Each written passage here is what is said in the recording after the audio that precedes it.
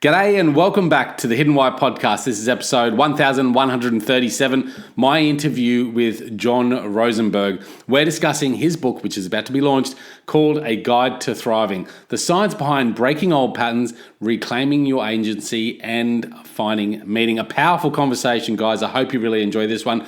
I did. I've been doing this for years now, but I always get something out of these meaningful conversations, powerful conversations that can just elicit a bit of a change of perspective, get you to start to think a bit more and personally think about your life internally, what you're doing right, what you're doing well, what you could change, what you could do differently to thrive better in your life. And I love this conversation. We talked a lot about awareness and reflection and mindfulness and the tools that we can use to create that and bring more of that into our lives. And rather than sitting in this world spinning without any great intent, we talk about slowing down and really honing in on what's important internally and grabbing hold of that so we can thrive and really live a beautiful, freeing experience in life.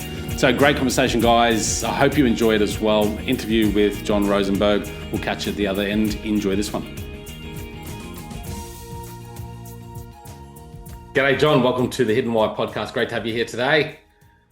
It's a pleasure to be here, Leigh. Thanks for the invitation. You got a beautiful background there, lots of plants. Yeah, lots of plants. Well, I'm in Canada, so we need to have lots of plants, especially during the winter. Yeah. Yeah, it's lovely, isn't it, to have plants in the office? My trouble is looking after them.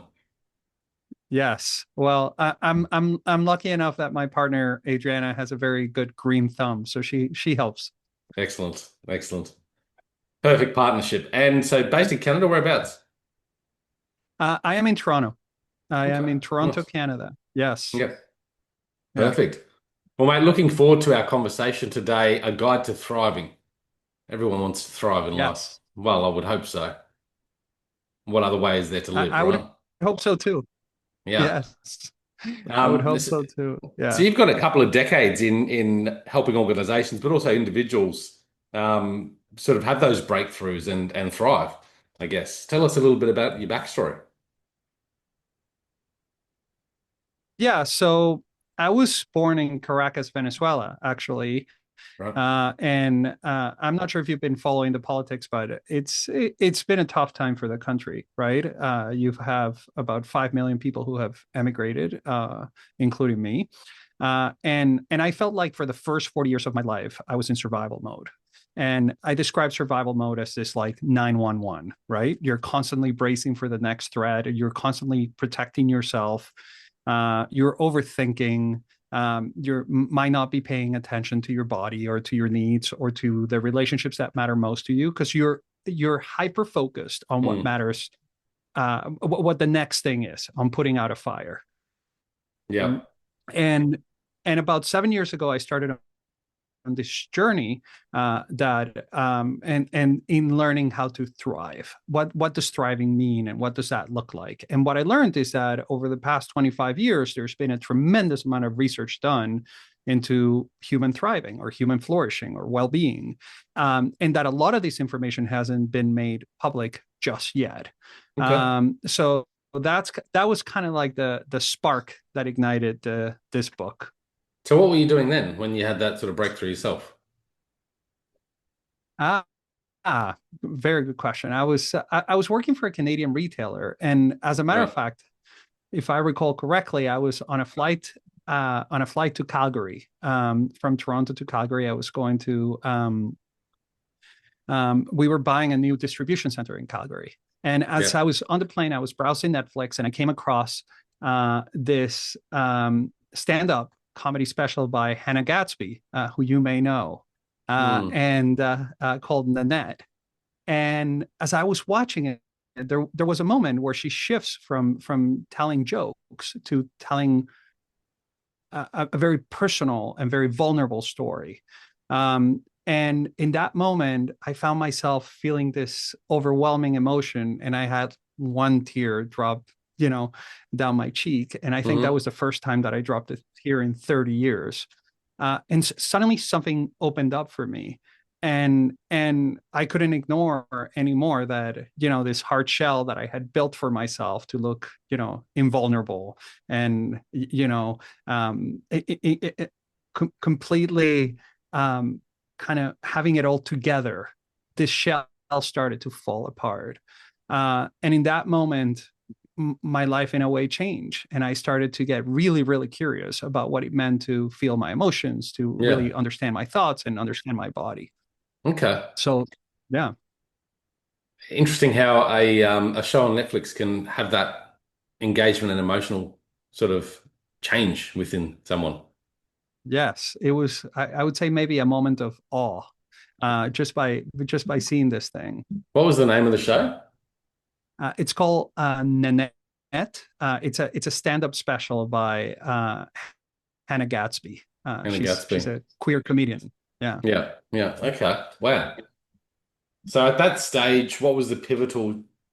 I mean, obviously the something got you there, but what happened after that? Like, what was the thing that changed?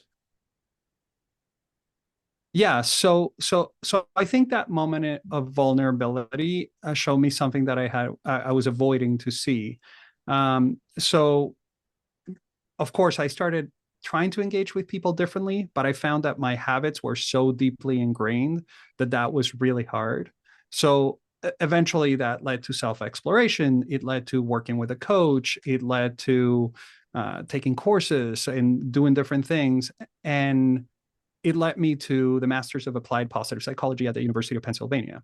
Right. And the moment I started kind of diving into the science of thriving, it was the moment that the final, like, real aha moment came for me. And it was like, oh my God, there's people who've been studying this for decades, scientists, Mm. um, on top of the philosophers that have been exploring these questions for thousands of years. Yeah. Yeah. Uh, Yeah. so, so science kind of helped make it real for me because that's how I digest information.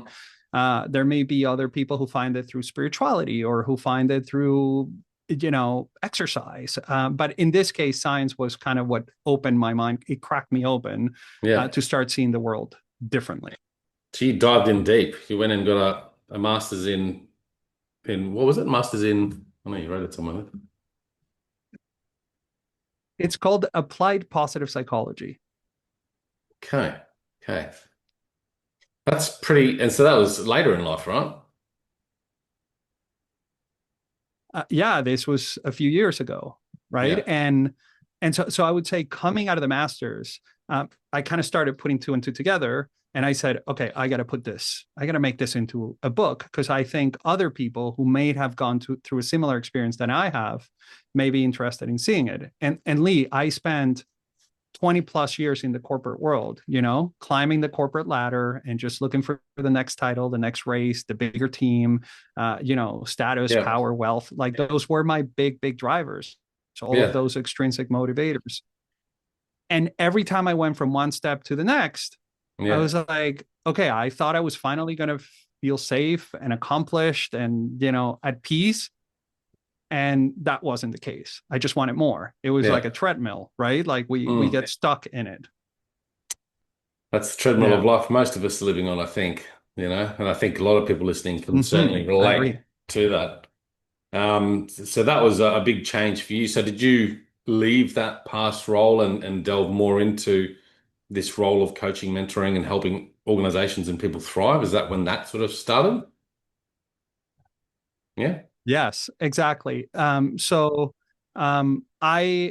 my last role at an organization was for a startup. And I joined the startup as chief operating officer, and we raised a Series B round of $135 million.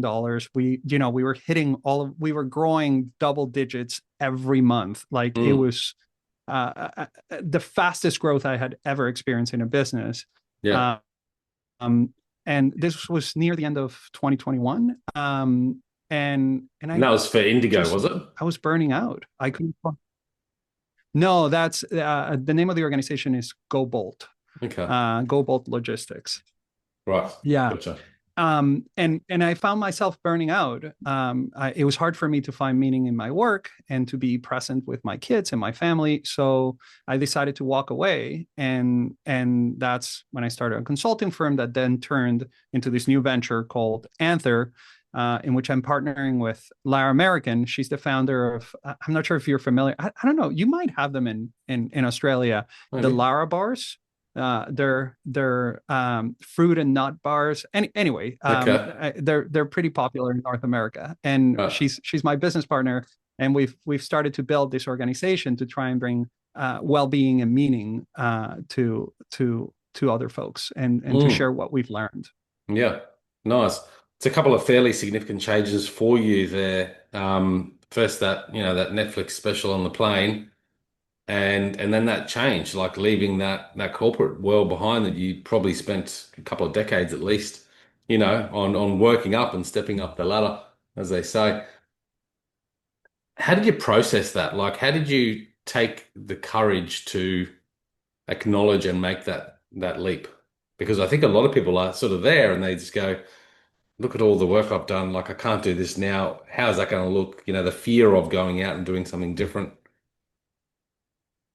Yeah, that's a fantastic question, and I think you just hit the heart of the book, which is this concept of agency.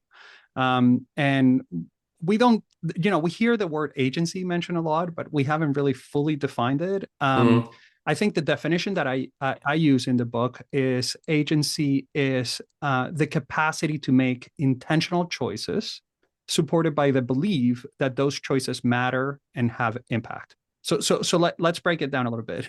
I yeah. think um, you know when I was in the corporate world, I wasn't really leaning into my agency because at the time I didn't think that leaving the corporate world was an option, right? We say, oh yeah, I could always go and do something else and whatnot, but we don't really see it as an option. In order for agency to actually kick in, we have to consider what the alternatives might be as real alternatives, real possibilities for us. Right.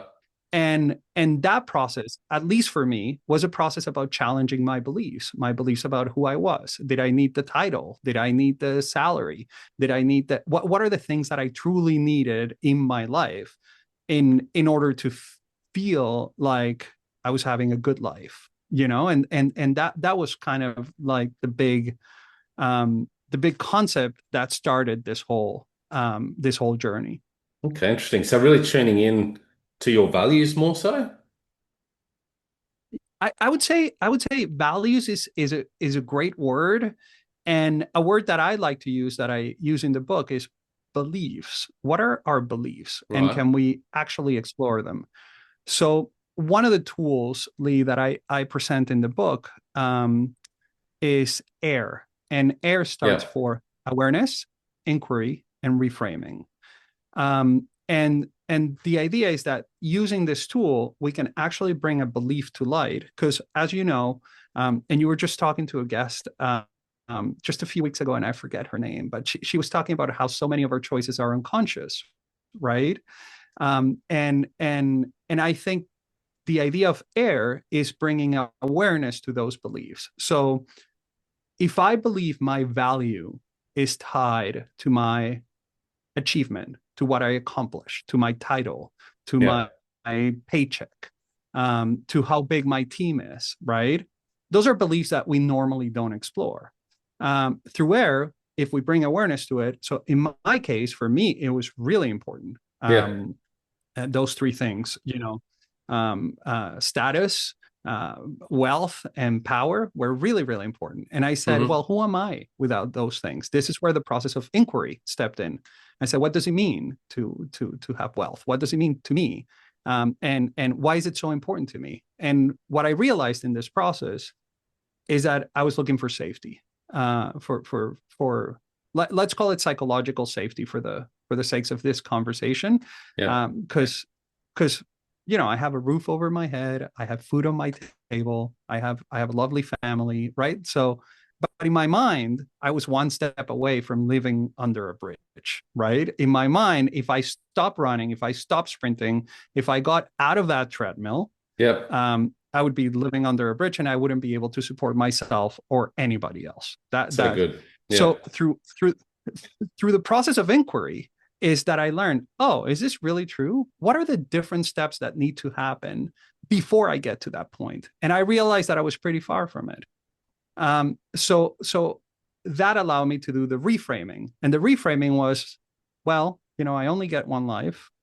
I can keep doing what I'm doing, and then live with the discomfort of something that doesn't feel true to myself. And true is a big word, but let's just call it true to or authentic. Let's call it keep doing something that's not authentic. Mm-hmm. Or I can instead deal with the discomfort of doing something else.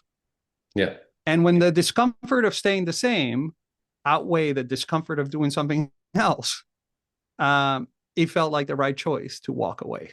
Yeah. And that's kind of, so that's why that idea of awareness, inquiry, and reframing can be so powerful, especially if we do it with others. Like it's much easier done as you and I are doing right now through a conversation. Working with a coach or something like that. I was going to ask you about that. Yeah. Like what's the practice of doing that? Like what's the practice of sitting down and going, okay, well, what is it that's in my life that's not quite congruent or in friction? Like, do you sit down and meditate on that, or do you write down, or do you get a coach? Yeah, I think all of the above. Every person has a different approach, and one of the things that was hard when I was looking for a publisher for the book is that everybody said, no, we want prescriptive books. And I said, but mine is not really prescriptive. It's more descriptive. I'm trying to give the reader ideas and questions to allow the reader to use their agency to figure out what the right way is for them.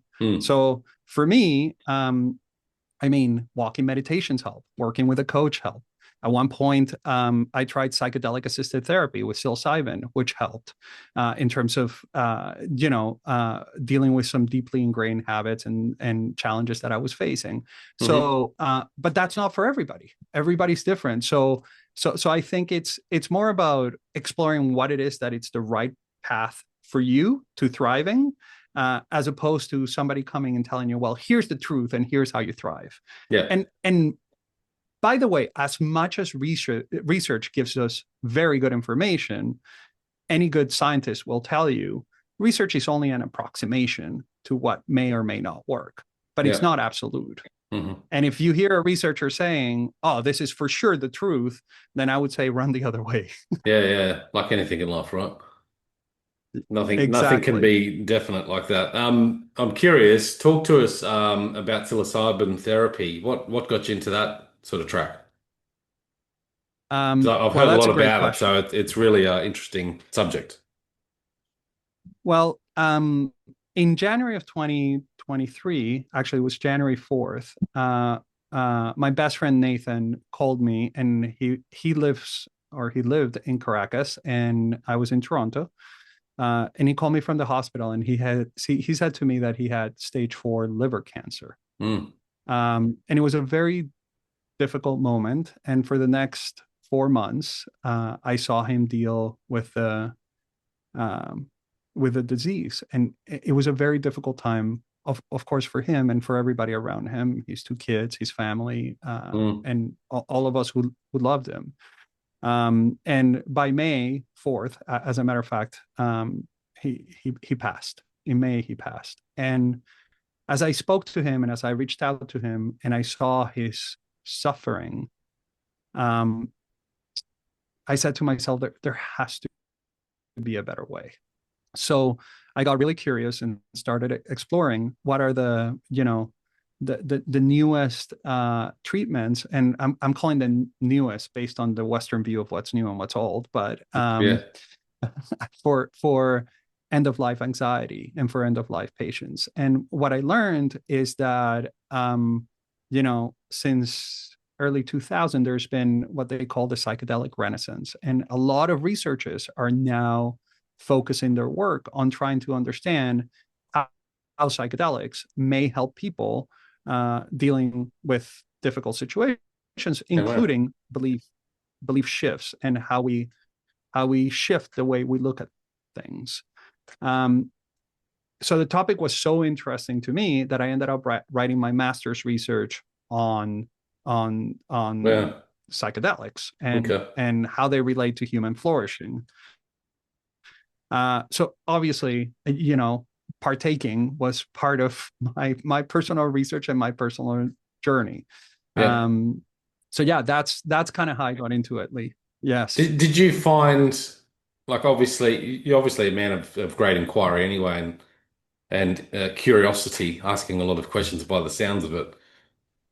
Um, did you delve into that study with the goal of figuring out other things in your life or sorting out some past behaviors that weren't quite feeling right?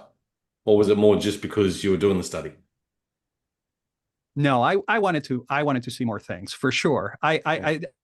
I mean, I would like to give you the sanitized version that it was, the researcher in me, but no, there was a lot of curiosity, and I was interested. And you know, I had experimented with psychedelics in my in my early 20s, Yeah, um, more for entertainment and socializing. sure. What was different this time was that I was doing it with a therapeutic end in mind. And by therapeutic, I don't mean, addressing a psychopathology. I mean healing, Hmm. healing a wound or understanding the wounds and healing them better. Um, so yeah, it was, I was very curious about it and would have Yeah. done it with or without the research, though the research helped, especially when I'm talking to folks who may not be as open to the topic. Yeah, yeah. I'm very curious about it because it's got like a lot of this stigma against it, right? But I keep hearing about all these trials and the science behind it. When you're doing it, does it require, and sorry, we're going off track here, but does it require um like guidance from a therapist or something to work through it, or was it more just taking microdoses or whatever you do and doing your own inquiry and meditation on it as you go? Okay. So I'll give you my perspective on it, and I would suggest that anybody who's interested in it should do a lot of research before Yeah. they step into the decision of whether to do it or not on their own. So what we know so far, or what the research is telling us, is that as opposed to other medicines like Tylenol, right? We're so used to this idea that if you have a headache, you take a pill and then the headache goes away. Yeah. So you say, well, it was the pill that made the headache go away. Um, I think what the research is telling us is that with psychedelics is a little bit different. You actually, for most of the trials, there are therapists present and therapists supporting the clients that are going through the journey. And there's a long process of preparation and a long process of integration that happens before the medicine. So, although it is an important part, taking the medicine, some people call it journeying or whatever name you want to give it. Although Yeah. that's an important part, I would say that the container in which it's done, the setting, and the support that you have Yeah. before and after is as important, if not more, than the actual experience with the psychedelics. Gotcha. Yeah. Makes sense. So yes, do your research before you delve into that track. But yeah, curious, interesting. So we were talking about there is kind of the methods that you can use to raise out from your unconsciousness into your higher level of consciousness, those things that are sort of holding you back. So that was just one of those practices. But meditation and things like that. Do you have a daily meditation practice now that helps keep you more aware throughout the day? I do. I do walking meditations. I would say every day, if not almost every day.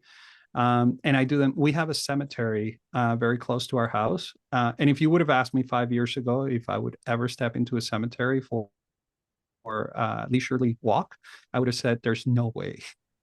In my work, I've been able to kind of deal with my death anxiety in a different way. So I would call it a bit of exposure therapy, but I end up yeah, walking through the cemetery, and it's very peaceful and it allows me to be present in the moment.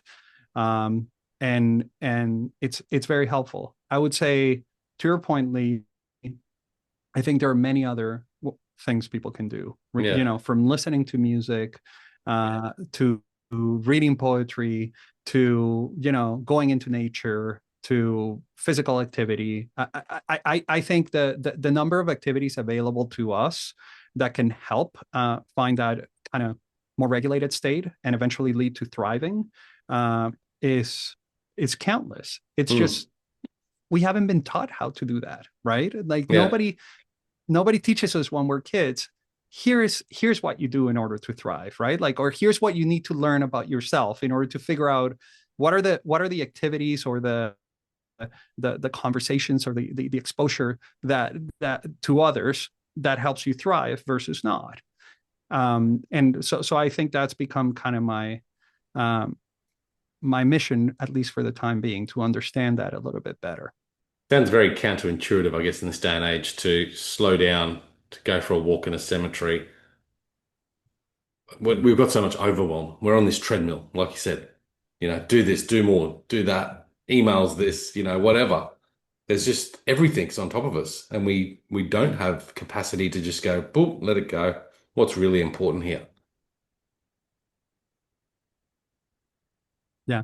So, Lee, would you be open to doing a quick exercise with me and maybe testing out this all that we've been talking about so far? Sure, let's do it. Ah, uh, so let me ask you: have you ever felt like you're in survival mode? Yeah, I could Okay, probably what relate does to that an feel? example to you before, like accomplishment, right? I've gone through in the last few years a real search for balance, and that is, more slowing down. For years now, I've had this morning routine of meditation and exercise, and that's really helped me thrive. But I'm also that person that loves to be busy, loves to be doing stuff, and have a lot of anxiety with when I go, oh, like you said before, if I stop doing this, and this, everything's going to be gone.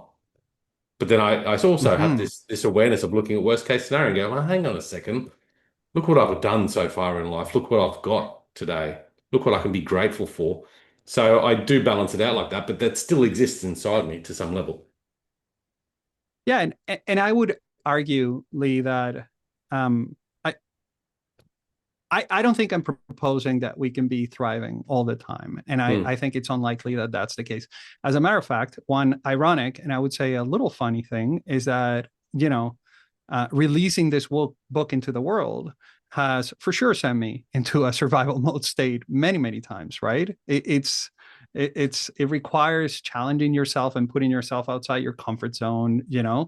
The question is, can we find our path back to thriving intentionally, or I would call it agentically?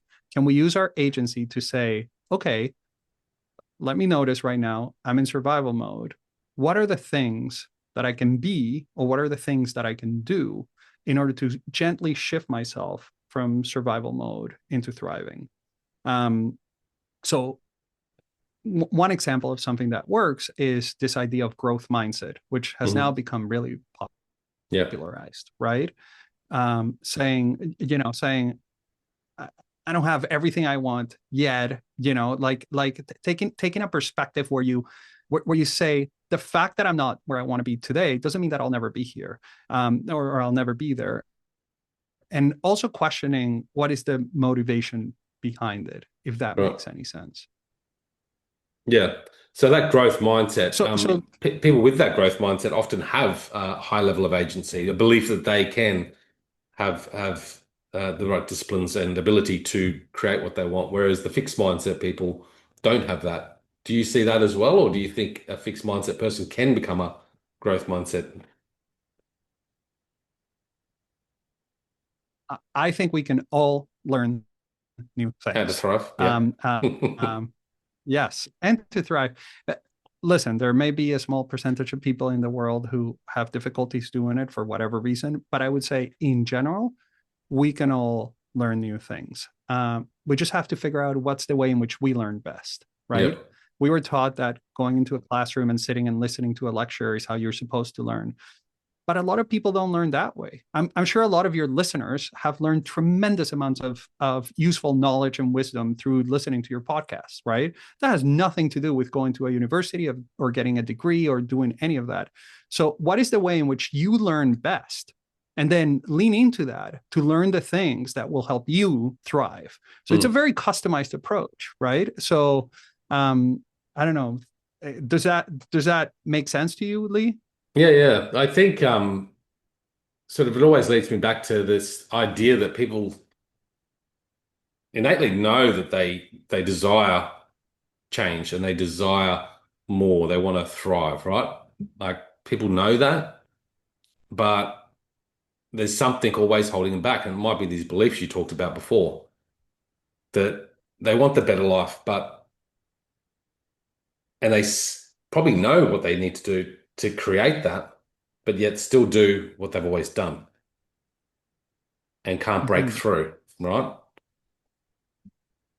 Yeah, I love that. Actually, Breaking Through was the original title of the book. Then everybody told me, what does breaking through mean? And breaking through what? So anyway, changed to A Guide Through Thriving. But I love that you use that word. Um, I think your agency plays a role here when you say, okay, what is the belief that it's holding me back from doing the things that I want to do? Mm. And that's a difficult process, by the way. Just creating awareness of that belief, it's hard enough, right? I, I would say one of the beliefs in my work with clients, one of the beliefs that comes up the most, which I would say has kind of like two sides to it, is the belief on one side that I'm not good enough, right? And on the other side, that I need to prove myself. And I think this belief is one of those very profound beliefs that a lot of times we don't recognize or we don't see. And it tends to drive so much of our unconscious behavior and our decisions, or decisions, quote unquote, because is it really a decision if you don't have another choice? Or are you just, sticking with the grooves and the path and the patterns that you're used to? Mm. That's a big question. So the moment you surface the belief and you start inquiring into it, you start asking questions about it, then suddenly this thing that originally was just black or just white becomes black and white. And as you keep asking questions, then you have like a whole rainbow of alternatives in the middle. And then you get to pick from that rainbow what it is that fits your authentic self, that Yeah. that that fits your values and your beliefs. Mm. So again, that's coming back to that process of awareness, whether it's walking meditation or whatever you want to do, you really need to go there. And I think that's what's holding a lot of people back. Not enough self-time, personal inquiry. I agree. How I much think time do you spend a day? Like, how much time would you sit and do your walking meditation or sit down and just reflect and think? goodness gracious, more than I'd like to admit, I would say. uh, I think as a result of writing this book and publishing it, I've spent more time. Now, I would say this: awareness is not just a cognitive process. It's not only about thinking about it, but it's also, sometimes you talk to people and they say, I know it in my head, but I can't really feel it, like I don't really believe it. So Mm. one of the things that one of the ideas that I bring into the book is this map with 9 elements. And those elements include beliefs, thoughts, emotions, the body through sensations and actions, transcendence, past, present, future, and the spaces in which we live. Yeah. And the idea is that you can find paths to thriving through air, through awareness, inquiry, and reframing, through any of those elements. And while for somebody it might be thinking about it or reading a book or listening to a podcast, for somebody else it might be practicing yoga, which is a purely somatic experience. For somebody else, it might be, a spiritual experience, going to church or to synagogue or to a mosque. So what I'm suggesting is that we don't all have the same kind of approach to it. And Yeah. as much as meditation has become really popular, I would say it's not for everybody, you know. Yeah, yeah. It's important to see what's a good fit for you. But within those nine elements you talk about, you could likely find something in each of those nine elements that you could do daily, weekly, that would really help you instigate that level of awareness, inquiry, and reframing. Yes, absolutely. And I would say things that you could do and things that you could be. Sometimes it's about not doing anything. Sometimes Mm. it's just about being and sitting there with the discomfort. And sometimes it is about taking action. Sometimes action precedes change, you know? It's a bit of a So I balance think there, that's isn't a, it? yeah. You know, it's tough to talk about this because we live in this kind of polarized world where we're looking for like very simple answers. We want to make sense of all of this complexity um, as quickly as we can and as easy as we can because there's so Mm. much complexity coming at us. Mm. And I would say that one of the most important things in order to thrive is understanding that there's a lot that we're not going to be able to explain away through our conscious processes, right? And that there's a lot out there that there's all of this layers and nuance that we may not have the time or the energy to understand, right? Like there's a lot that we don't know. Mm. There is, and I think to your point too, is you need to be patient with the process. And that's something that we don't have anymore because we want Yeah, everything yesterday, you know, but we just don't give things time.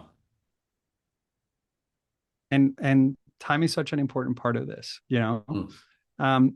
One of the things that I talk about in the book is that the path from survival to thriving is not a linear path. I describe it as a spiral that sometimes we go up and sometimes we go down. So when we're thriving, how do we learn from it and how do we help others thrive? Because in my opinion, that's the most powerful kind of thriving when we help others. Yeah. Um, so when we're thriving and when we're kind of slowly slipping into the downward spiral of survival mode, how do we learn from it? How do we say what's in this experience that can teach me something and that can help me thrive more in the future? So that's kind of one of the descriptions that I put in the book. Mm. And it's having that when you're spiraling down, like you said, into survival mode, picking yourself up on that and going, hang on, see where this is going, and stopping and figuring out what it is there. You got it. And finding the resources that work best for you. So Mm. resources could be, you know, exercise or music or meditation, like we've talked about, but it's also the people around us, right? Yeah. The people that we love and the people that we can support. Mm. So going back to that whole Nanette experience and me kind of experiencing my sadness and allowing myself to experience sadness for the first time in a very long time. Um, Sadness is a really powerful way to bond with other people, but it requires us to acknowledge and accept, hey, I'm sad, I'm angry, I'm frustrated, I'm scared. I think emotions are a really, really powerful way to connect with others around us. And as a matter of fact, one of the ideas that's becoming more widely accepted in emotional research or research about emotions is Mm. that you know, in the past we used to say that emotions were kind of like hardwired. Everybody feels happiness the same way and sadness the same way and grief the same way. And yet new research from Lisa Feldman Barrett and other researchers is starting to show this idea of constructed emotions that we actually it's not just the sensation in our body, but it's also the meaning that we make of the emotion through our brains. So when we are able to process those emotions um, using awareness, inquiry, and reframing, we get to kind of change the way we relate with them. And I, for one, as somebody who denied my emotions for most of my life, I can tell you that emotions have become the most powerful messengers I Yeah. have found to tell me what's important to me, what Yeah. matters. But an emotion really is a trigger for you to go, oh, hang on, this is an emotion. what does this mean? Like actually reflecting on it, not letting it just drive your Yeah, that's the behaviors awareness piece. automatically, right? Yeah, it's so important. I think, if we can use that as the trigger to go, okay, hang on, what's this? What am I feeling? What is this about? We can, yeah, like attach that meaning to it, in a more conducive way going forward. Yeah, that's really cool stuff. I love it. I think to get there is always a challenge, but I think you can just make that first step and make that choice to practice some of these Mhm. things a bit more deeply. I am curious about your walking meditation and how that looks. How long do you walk for? Like, and what are you doing? Are you thinking about work and your projects and the book launch, or are you deliberately trying to reflect on the dead? It's a great question, and it depends. It depends on the day. That's the short answer. Sometimes I have my headphones on and I'm listening to music, right? And sometimes I take them off and I'm trying to connect with the environment around me. Um, Sometimes I am thinking about life and death, and sometimes my mind just it's just running. This morning I had I went for a walking meditation that was about 2 hours long, and I was thinking about recording this podcast with you, Leigh, and what were the messages that I wanted to convey. And as much as I wanted to, kind of find that meditative Zen space, I couldn't because I was excited about talking to you, and so I said, "Oh, there's excitement here."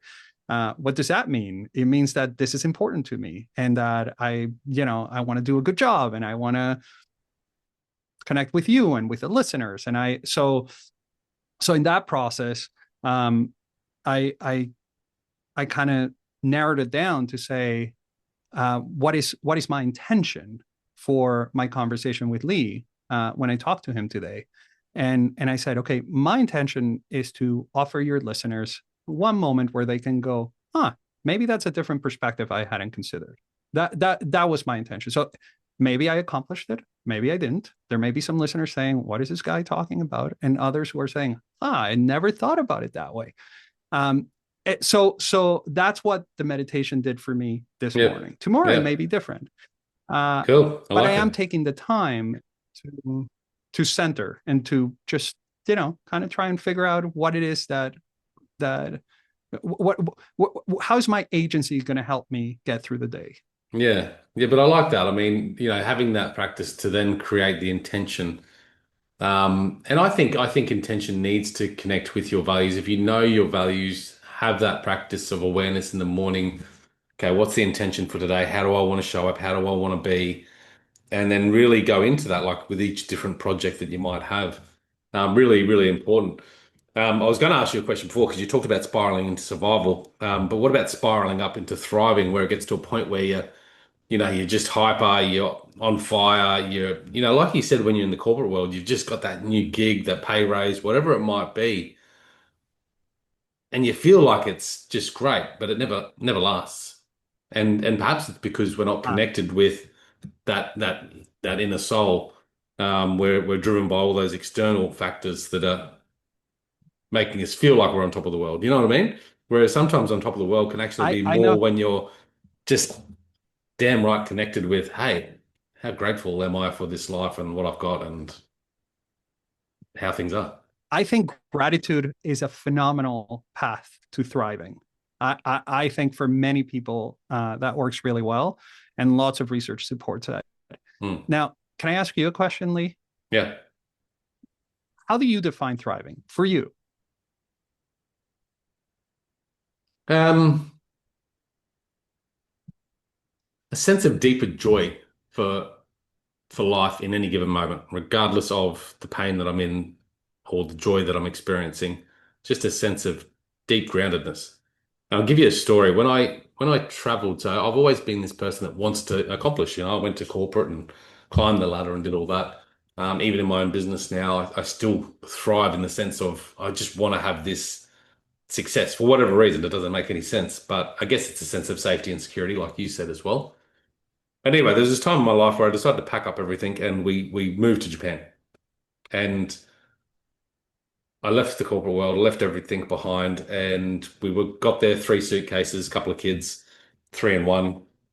And I remember I did a jog around the neighborhood every couple of days, and I was doing this jog down this paddock, this road between rice paddocks. And I had this feeling like where it was just like, I was like, it was just a relief, like how grateful I was for life. And I didn't have a high-paying job. I didn't have a house, a car, or anything of those things and that for me is thriving, when you feel so comfortable in life that nothing else matters. You're just happy. That's beautiful. What a and what a great definition of thriving, Leigh. I think it resonates with me a lot. Now, can I ask you, what about that moment do you think gave you that sense of thriving? Uh, I was more connected within. There was a level of freedom. I didn't feel trapped by society or anything like that. But there was That's really concerns. powerful. There was concerns, There was, Of course. like, okay, well, earning this, how's that going to look in the future? How do I set myself and my family up for the future? So they came back to reality at some point along the line. But it Of is course. finding that balance, because that was one extreme to the other in my experience. I get that. And Mm. the balance is probably the hardest part. Now, you used the word freedom to describe this thriving experience. And I'm curious if there was one practice that you could do, no matter how small, that would give you a little bit more freedom in your life, what would that be? That'd be meditation. Hey, Yeah. Yeah. I think it's one of the hardest practices to do. Any form of meditation, for me particularly, slowing down, definitely the hardest thing for me to do. But if I could do that more and do that better, I think it would definitely bring a greater sense of thrive into my life. you know, it's interesting because you're talking about slowing down, and, and when you were describing your thriving moment, you were jogging, right? Did I catch that Yeah, correctly? yeah, yeah, it was. So maybe there's something to that, right? What I'm suggesting here is that we've been fed all of these stories about what meditation may look like, and I have a little meditation pillow here in my office that I've probably used twice, because I can't meditate sitting down. I need to be walking or running, or Yeah, I'm suggesting that maybe challenging some of the common ideas about what meditation is. I would I would I think I use the term mindfulness in the book instead of meditation. And mindfulness yeah, defined as being in the present moment with non-judgmental awareness, right? yeah, yeah, Um, and and I think, especially if we're running all day in our day-to-day lives, like I'm sure you finish this podcast, it's probably what 6 a.m. Where Seven you o'clock in the are. morning. Yeah, Uh, yeah, and then you have a full day, right? Like we just started with this deep conversation. Now you got to go and do all of the things that your day have. So to suggest that you have to kind of sit in a meditation pillow, play some Zen music, and then suddenly slow down, that may be really hard. mm, I know at least for me it is. So maybe the yeah, question is, hey, is there a different type of meditation that I need to try? I used mm, to surf a lot when I was a kid, and surfing was the first time I think I had a mindful or meditative experience, however you want to call it. yeah. Um, and for me, that's still kind of like a really powerful memory to call back to. Mm. Well, I think all these things, journaling, meditation, mindfulness is really the word for it, isn't it? Being more mindful. Because that's what those practices create, is a level of mindfulness that then carries on through everything else that you've got in your busy day. But that's what's really important, because when you're mindful, you're more aware, and when you're busy, that level of awareness brings more intention into what you do, and that creates a greater feeling of contentment, happiness, and freedom, essentially. Yeah, yeah, I love it. It's thriving. I think you've defined it beautifully, Leigh. Now, I'm going to suggest a small practice for you Yeah. or for your listeners, Yeah. and this is one. I'm an assistant instructor for the masters that I completed in a class that it's called Foundations of Positive Interventions. So this class, it's all about what are those activities that we can do in order to foster positive emotions, engagement, relationships, meaning, and accomplishment. Um, and I really like this is a small practice. And the way I started doing it is I just printed these 3 questions and I put them on my mirror in my bathroom. And while I was showering or brushing my teeth in the morning, I just asked myself these 3 questions. Mm-hmm. The first one you've actually touched on a lot in your experience, which is, what am I grateful for? Yeah. Just figuring out, and that could be, there's warm water in the shower. I'm going to have the best cup of coffee in just 10 minutes. Whatever that looks like, or I just had the best cup of coffee, or, I had a great sleep last night. It doesn't matter how little it is. A little moment of gratitude can bring you into that present moment. Yeah. The second one is, what am I proud of? So just taking stock of what has happened to you in the past day, the past week, the past month, and just picking one thing that you're proud of. And that might be, I had a difficult conversation at work yesterday, or, I sent that email and I think that email was awesome. And that's it. It's just a tiny, tiny little moment. It doesn't have to be a big thing. And the third one is, what am I excited about? What is one thing that you're really excited about in the future? And what does it mean to you? Mm-hmm. I'm taking my kids to a show tomorrow, and I've been really excited about that all of this week. So I've been able to savor that moment and really get the most of it. It's awesome. So yeah, that's a. What are you grateful for? What are you proud of? And what are you excited about? That's it. You got it. Good one. You can start teaching the kids too, hey? They have it on their bathroom mirror too. I don't know if they do it, but they have it. Mate, really exciting conversation. Thank you for coming on and sharing today. I want to give you a chance to shout out to the audience where they can find you, reach you. Obviously, we'll get a book link into the show notes for your book as well. But yeah.